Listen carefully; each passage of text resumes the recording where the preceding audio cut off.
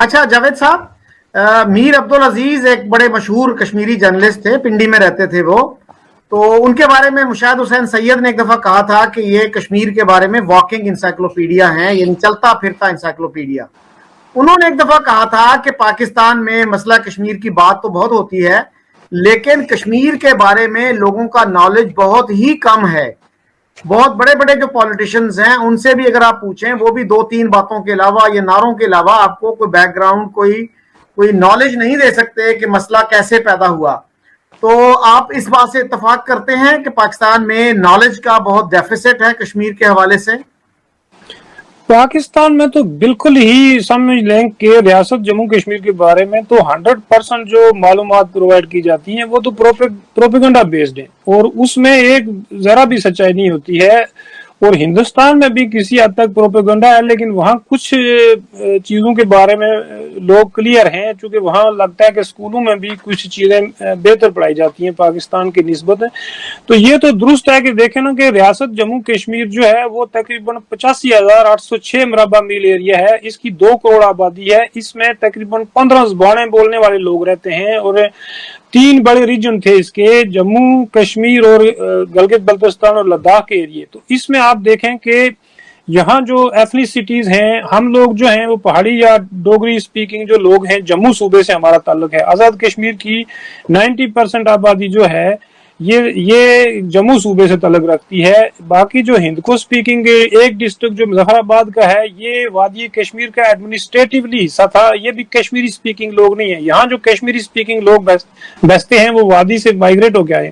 تو اس طرح ریاست جموں کشمیر جو ہے یہ 43% ہماری ریاست کی پاپولیشن ہے، اور 10% جو ہے وہ صرف لینڈ ہے. تو ریاست کا یہ علاقہ جہاں کشمیری بولی جاتی ہے، یہ بات صحیح ہے کہ وہاں اوور ویلمنگ میجارٹی بلکہ 99% وہاں مسلم پاپولیشن ہے. جموں صوبے میں مسلمان اور ہندو تقریباً 3-4% کا فرق ہے. یہاں تو پاپولیشن جو ہے وہ برابر ہے. لداخ میں لیہ میں بدھسٹ ہے، کارگل میں شیعہ مسلمان ہیں جن کی ایتھنیسٹی بلتستان والوں سے ملتی ہے.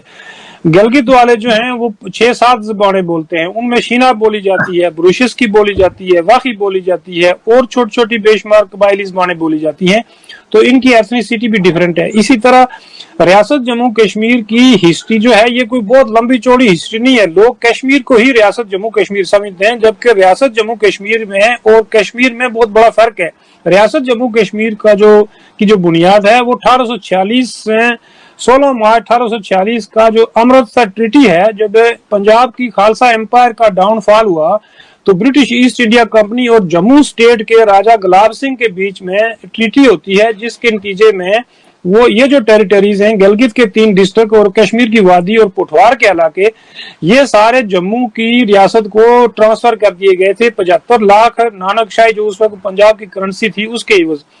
تو اس ریاست کو تو 1846 میں بنایا گیا تھا، جبکہ کشمیر کی اور جموں کی ہسٹری جو ہے یہ تو 5,500-6 ہزار سال. کچھ لوگ تو کہتے ہیں کہ یہ پری ہسٹورک یہاں انسانی آبادی کے آثار دونوں جگہ ملے ہیں. اسی طرح لداخ اور گلگت بلتستان کی جو ہسٹری ہے وہ بہت پرانی ہے. لداخ اور بلتستان یہ تو تبتین اوریجن لوگ ہیں، اور ان کی جو زبان ہے وہ سینو تبتین لینگویج ہے، اور ان کی جو ایتھنیسٹی ہے وہ تبت والوں سے ملتی ہے جو آج کل چائنا کے پاس ہے.